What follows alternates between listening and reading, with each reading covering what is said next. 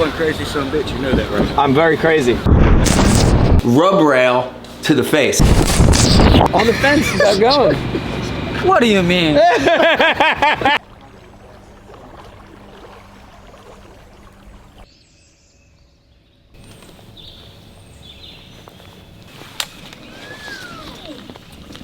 Hey, I'm fishing these to win them. It does me no good to go try to catch a limit and play safe. It was the best thing I found. The only problem is it's probably 70 or 80 miles one way. I've done it and I won the classic doing it, so I'm not intimidated, but still gonna be a lot of time on that steering wheel. And this is a bay. You look at that, you're like, oh yeah, just come out that creek. Well, dude, that's like 10 miles right there. maybe 15 miles. Once I'm out of that, that is the Albemarle Sound. That's a bay, dude.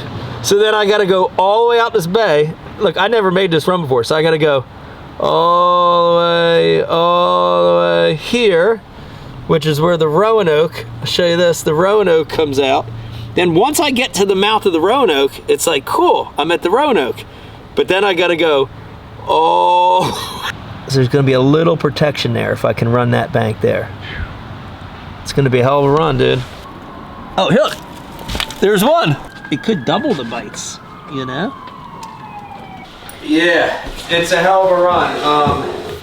I think our run in the morning isn't going to be terrible. I think our run in the afternoon coming back is going to be terrible. All right, love you. Get some sleep. I love you. Sweet dreams. Love you. What happens on the porch stays on the porch. Oh, is that what that means? Thanks, swingers. Oh. Wind in a cold front, like, of course, you know.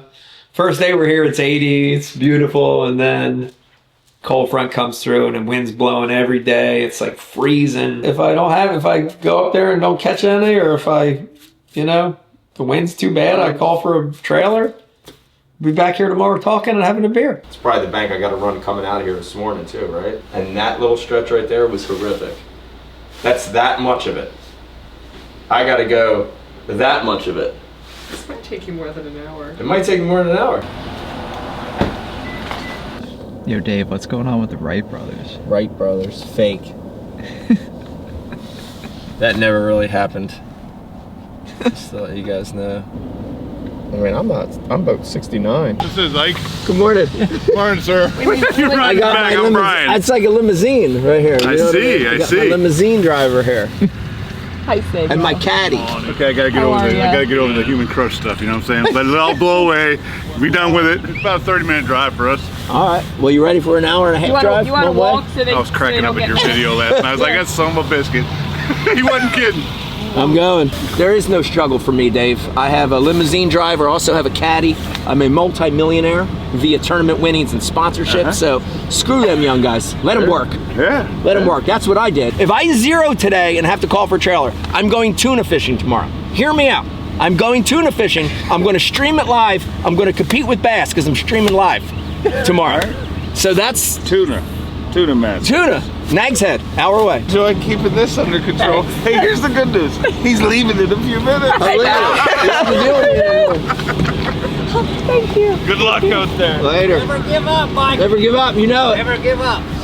These guys have to be 100% dedicated to what they're doing, and they have to be selfish. To be a family in this world with someone who is great at what they do, you have to let them go off. Like, you have to be a strong woman, a strong wife. Like, you have to hold down the fort. Like, you have to raise the kids. You have to take care of whatever's going on at home. They're gonna miss birthdays. They're gonna miss graduations. They're gonna miss your anniversary. So there's a lot on that person and the families. It is not easy. Yes, you get to be outside, but now you got to be out there in pouring down rain. You got to be out there when it's lightning. You got to be out there when it's freezing cold, and like, you're popping your boat off the bunks because it's frozen.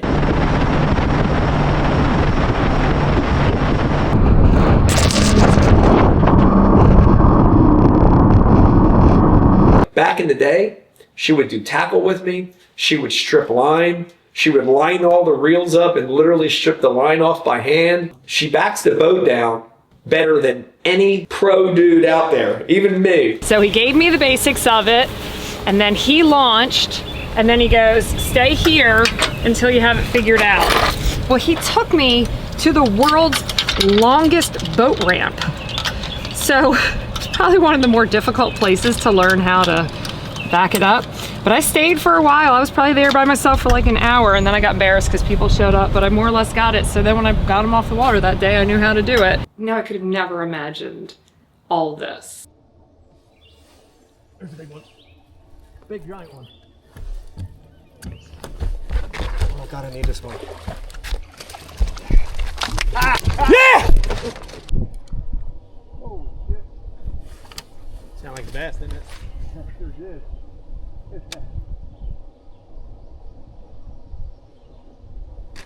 Got him. Big one. Alright, I'm out of your way. I need this one. Oh my God! Take your time, get him in the boat. You got him. He's yours. Yeah, 3-pounder.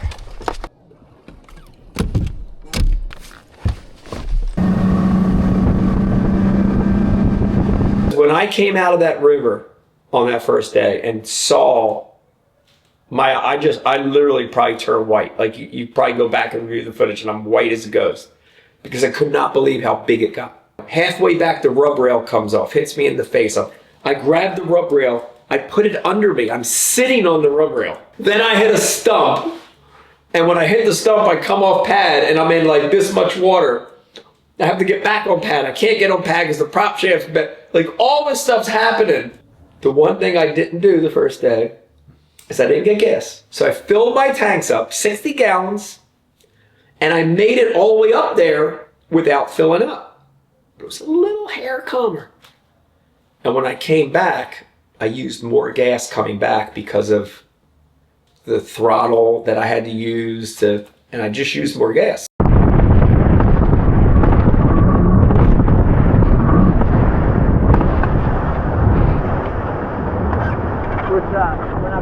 The first thing I did when I knew I was out of gas is I carry a mesh bag.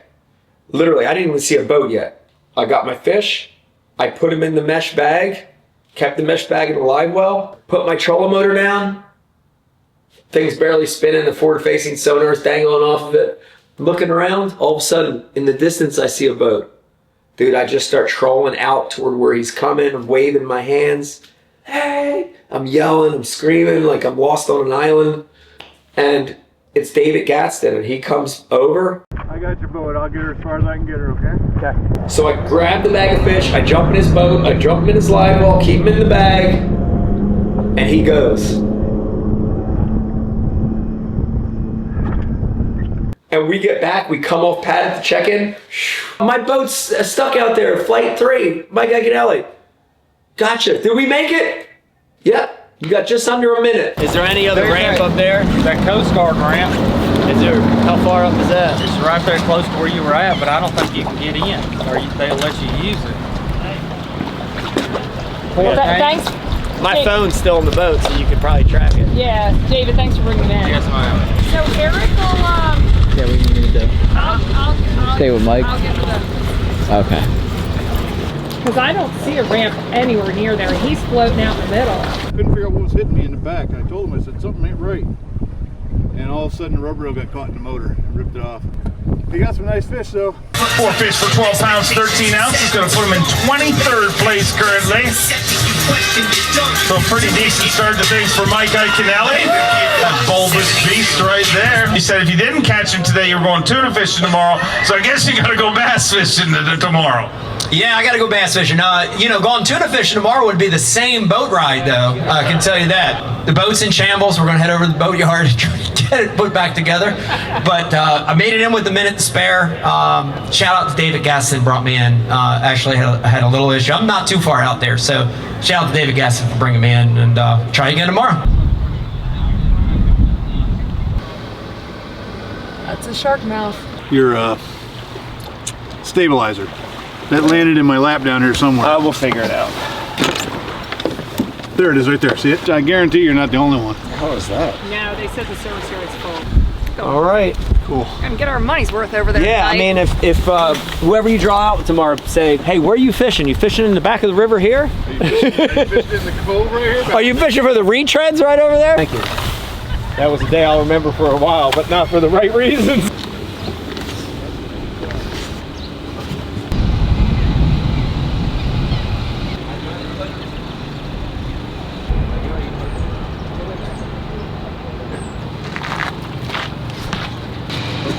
This That shouldn't do that. These are rivets.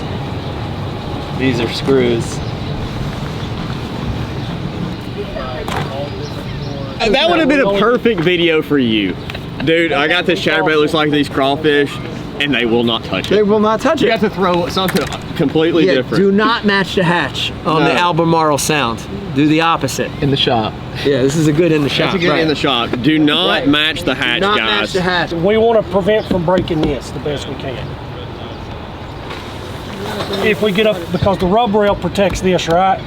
So if we get up on a dock or get up on a stump, that gorilla tape's going to help protect it. Lowrance service starts on the trolling motor, goes to the depth finders. Bass Cat is working on the rub rails. One's completely gone, by the way. So they got to come up with a system to keep the thing there. So they're using screws, they're using gorilla tape to keep the... And I'm doing tackle because I still have to fish the next day. So I'm doing tackle at the same time all this happens. Shout out to the service crew guys because they do a fabulous job. That's a whole nother story in itself. You know, 30 years doing this, how much those guys work harder than we do and how much they keep us going. Ready to go across the bay tomorrow? I might. I'm on the fence about going. What do you mean? All right, Mike, I'm done with you, man. You done with me? Cherry's I didn't mean it like that. I promise. You know what? I'm done with myself. I'm gonna go have a glass of wine. I don't even know if I'll eat dinner. I just need a glass of wine. Let's just go drink. Yeah. At this point, I was hungry. I'm not anymore. We're gonna have a lot to talk about. Yeah. Not tonight, but we're gonna have a lot to talk about. If you want to know about the real Dirty 30, and if you don't think fishing's a combat sport, take a look at there, baby. Heavy injury, AKA rub rail to the face. Come on, let's go. I remember getting back and finally eating dinner and then just going over my mind, like, what are the options? Like, what could I do to not have to make that run and catch what I think I need to make the cut? And I couldn't find a good answer. So the only answer was to go back. Yeah, liquor and pills. Yeah, liquor and pills. That's what's Worked for Elvis. Working for Elvis. And look where he's at now. You know? Rich and famous. Just like Mike Iaconelli. To all my young fans out there. Yeah. Is that today's message? Today's message is whiskey and pills, never give up. Half of it's already broken. We're going to break the other half today. Are you gonna be on his boat all day? I'm going. I'm torturing Eric. Eric's getting... Woo! Yay! Yay! 80 miles! Yay! Never give up, brother. Good morning. Never give up. Never give up, buddy. Hey, good luck today, brother. Thank you. Is that the old rivets sitting there still? Yeah. Oh, nice. We like sprinkle them in the water as like a sacrifice. Right. Mm-hmm. I probably come back for 2 hours.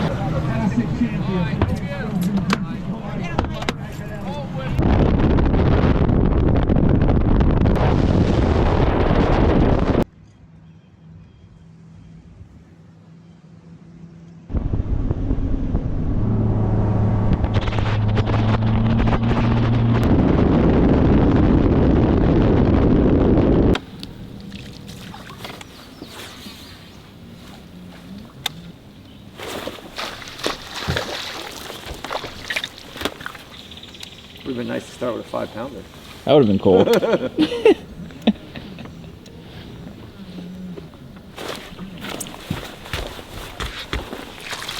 might be a keeper. Look at how fat that is. Almost 2-hour run, and you catch a throwback and a short on 2 casts.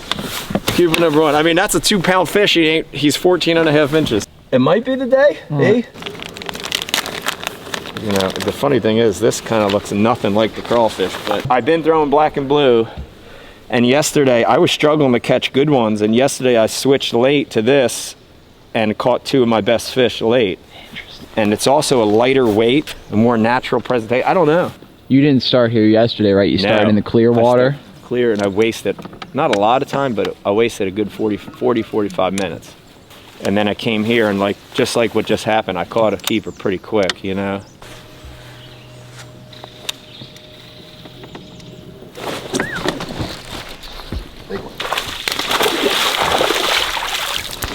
See, that's what I'm saying, dude. That fish is only 15 inches, and look at how solid that fish. Baby.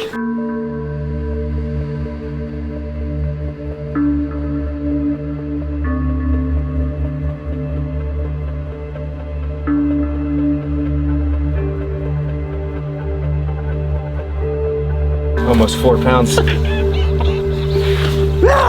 I'm so hyped, you get dizzy. Like, I know a lot of you drug addicts out there know the feeling, but this is how I do it. Tapping it. Half the battle's catching them, the other half's gonna be getting back.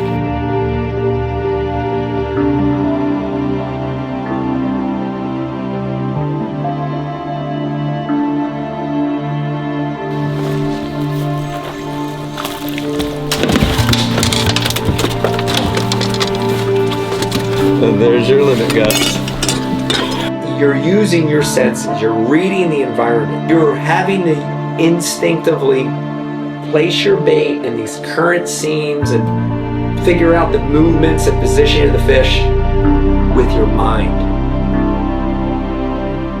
In his face! The most subtle piece of the day! I mean, ain't even a log! Ain't even a log! I needed this today, man. I needed this day, dude.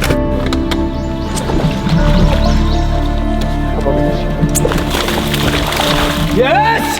Yes! Yes! Fishing, the art of casting into the unknown to capture your prey, right? That's what I love.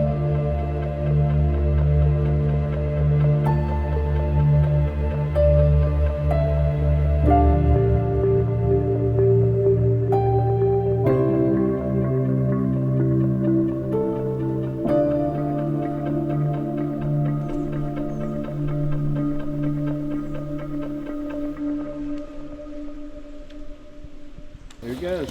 You ready? Yep. Oh boy. You got me nervous. Oh boy, come on.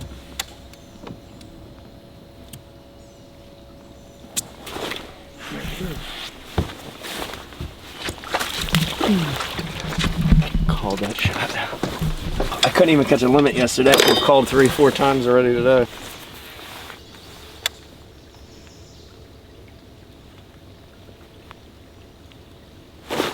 Big one.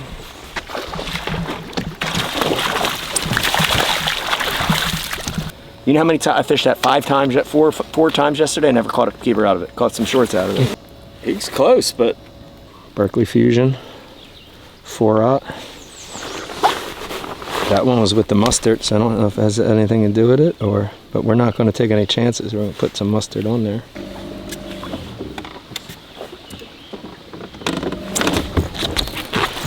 Big one. Yes, yes, yes! I don't know. Injury here. He's hooked here. And there's a hole. Where did I see that other hole? Here. From a coal pin. These fish are literally swimming all the way back to where they were caught. That ramp at the mouth of the river is where all the tournaments go out of. They're swimming all that way back up. Oh yeah. Oh. I think it goes down a little. Hell of a fucking run, dude. That made me really, really happy. Just everything, the how it went down and the decisions we made, and that was smart. The way we fished right there was smart. So, and it's also smart what we're doing here, because we either catch them in this clear one or we eliminate it for tomorrow.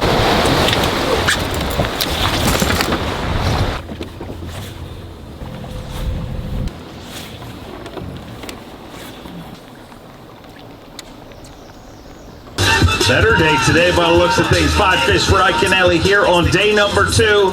14 pounds 9 ounces with 27 pounds 6 ounces.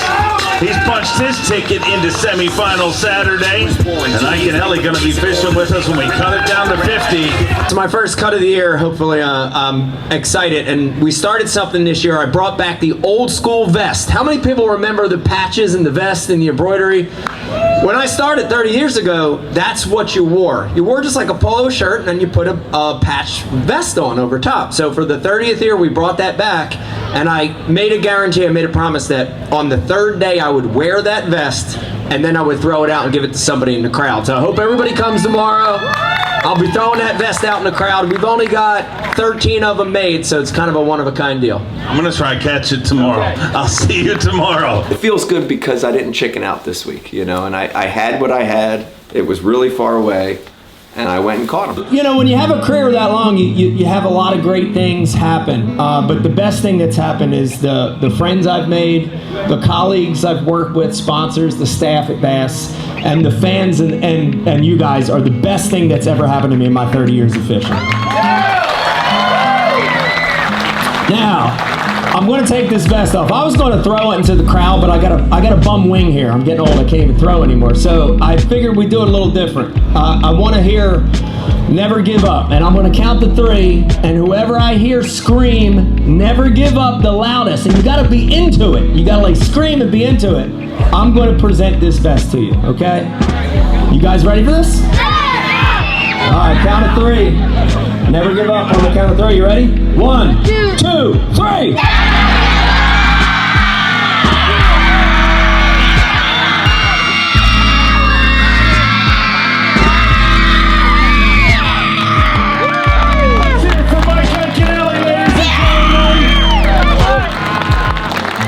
Dude, that was so special, man. That was the perfect way to end this tournament. Yeah. Go with your gut, dude. Good luck tomorrow, Vegas. Thank you, brother. All right, love you, man. Having her here this week was so special. It makes me remember how awesome those years were we had together.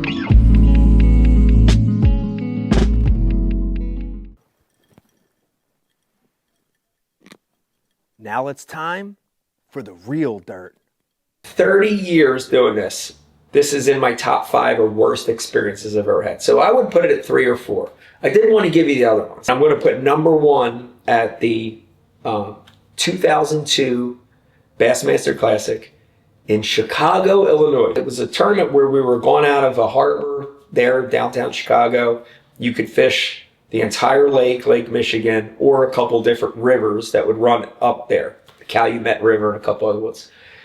So I legitimately found the winning smallmouth. I found smallmouths that are averaging 3 to 3 3/4 pounds. The winning smallmouths on a few shoals way, way out in the main lake.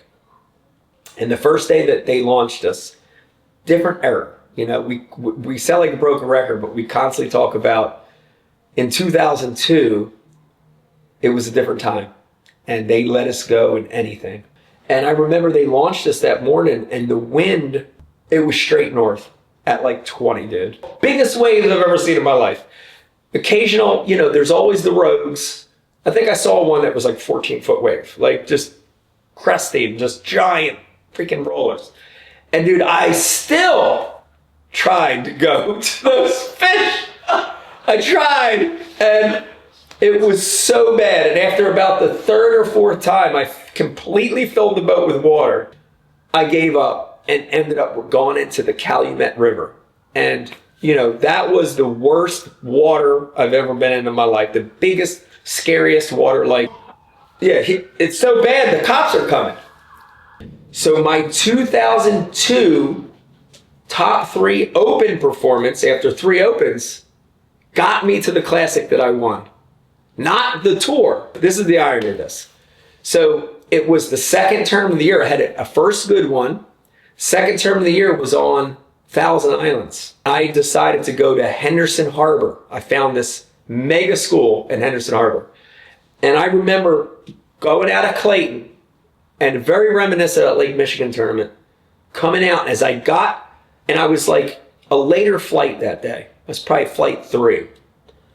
And as I'm getting closer to the mouth, dude, they're getting bigger. And I remember thinking to myself, this is not a joke. Like, I remember thinking, and my partner was with me, I'm like, damn, like, there must be some of those big ships in front of us. You know, there must be like giant freight liners in front of us putting this wake off. Nope.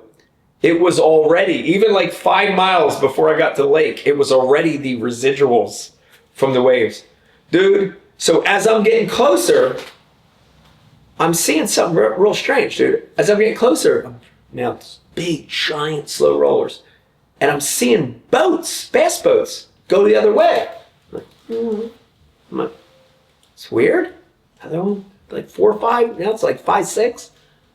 Look at my partner, I'm like, there's another tournament going on today? Out of like Cape Vincent? Is there a tournament that they're running up the river? No, dude. They were the other guys coming back. And I remember seeing, of all people, Woo Dave's.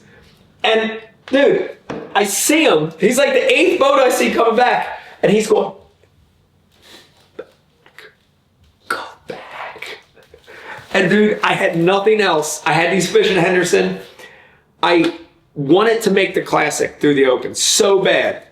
So I just made the decision to go. A lot of them were cresting. So, you know, you have the slow rollers, but then you have waves that actually crest. And dude, it was so bad. And until I could make that hard left and get in the troughs, there was 10 miles of ass kicking like I've never had. And I remember the scariest thing I ever saw. You heard me talk about rogues, but I'm trying to get a rhythm, and all of a sudden at the corner of my eye, a giant one crept up on me, and I misjudged the timing of it, and it was a couple foot bigger than all of them, and it crested on us, and it hit us so hard. I had a helmet on. It knocked the helmet off of my head, came off of my head, and it was like, if you ever get punched in the face, it's like you see a flash of white. I saw the white. I'm like, I like came to, and my helmet's floating. The water is completely level with the front and back deck, and the helmet's floating. And I'm like, and I look up at the front, and the trolling motor is completely gone. Graph was built into the front deck, so that was still there. But the trolling motor, not the bracket, but the motor and the pedal were gone. Back then, I would carry a spare motor in my rod locker. It took a while. I had to get that trolling motor in. I didn't even screw the foot pedal down. Just laid the foot pedal down. I plugged it in. It took me a while. Legitimately caught 16 3/4 pounds in like 20 minutes. And then turned around and had to go through almost 3 hours back through that stuff to weigh in. I ended up with a top 5 in that tournament.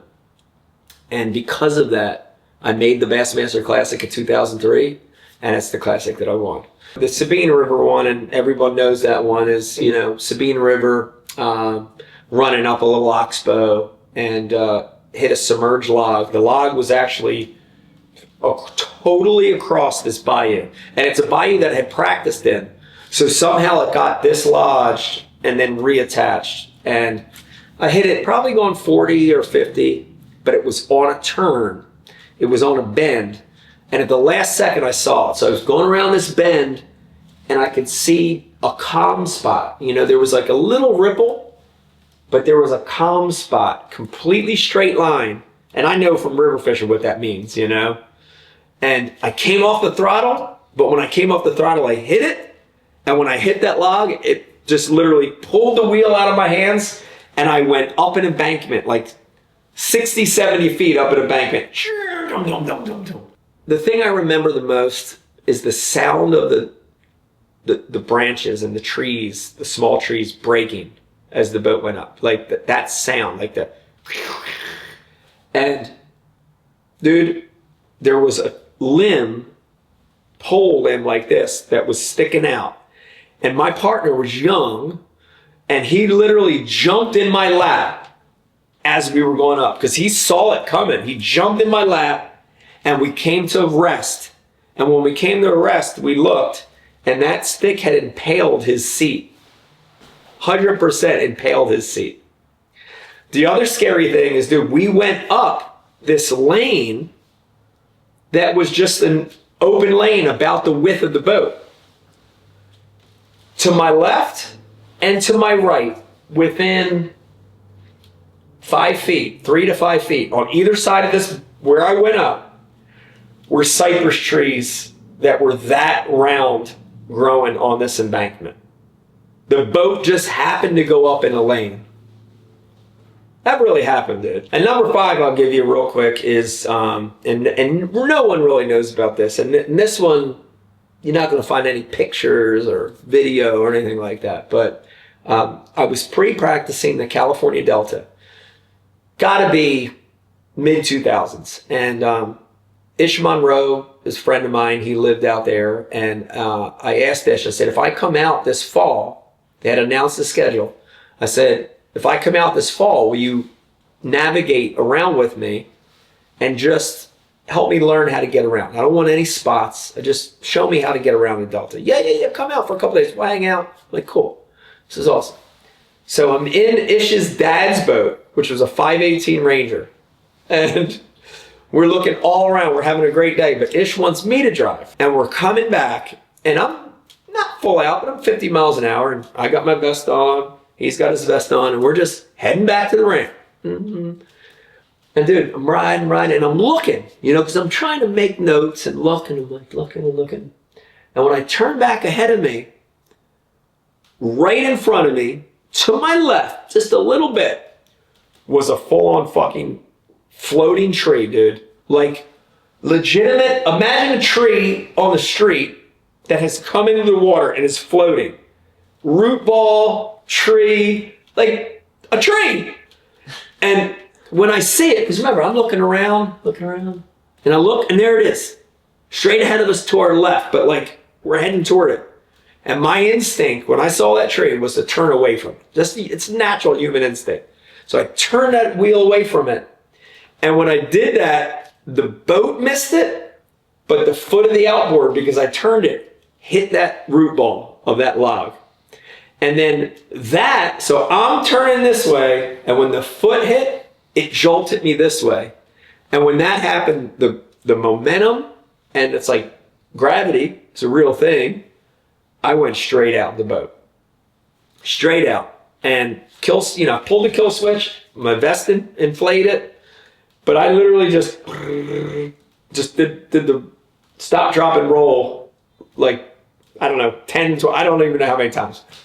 And dude, same thing. I remember just getting hit with the water, and water at 50 hurts, dude. It's like it's getting punched. And I remember feeling like, Ish, and he literally, smart-ish, grabs a pair of pliers, pulls the kill switch out by hand with the pliers. He's got his vest on because he got thrown into my seat. So he grabs the pliers, pulls the kill switch out, starts the outboard, comes and gets me, pulls me out. He goes, you all right? I'm like, I'm dazed, like, I think so. He's like, wiggle your fingers. Wiggle your toes. I look down, I wiggle my toes, I'm looking down, my shoes are gone. I got no shoes left. I hit the water so hard, my shoes, we never found my shoes. But again, to give you the ranking, I would put this experience, the Albemarle Sound, I would put, in my 30 years, I would put it right at number 3, dude.